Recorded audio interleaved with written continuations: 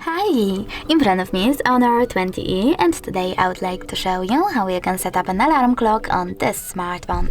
First of all, you need to access clock by tapping on it. Then select alarm at the bottom left corner if it's not already on and tap on this plus icon. Following that, set up an hour and choose repeat. Over here, pick days of the week by tapping on the ones that you wish to set up and tap on OK. Then click on the switcher next to vibrate to disable or enable vibrations and choose sound. Over here, click allow in the pop-up and pick one of those melodies as your alarm sound by tapping on the best one for you and going back.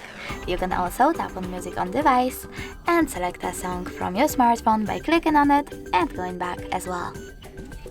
Now click on label your alarm however you wish to and click on OK. Then tap on ring duration and select one of those options by tapping on the best one. Now you need to select snooze duration by tapping on this option here and picking how many minutes it will take and how many times it will repeat by swiping left or right. Save your changes by tapping on OK and save your alarm by tapping at the top right corner. And as you can see, mine was successfully added.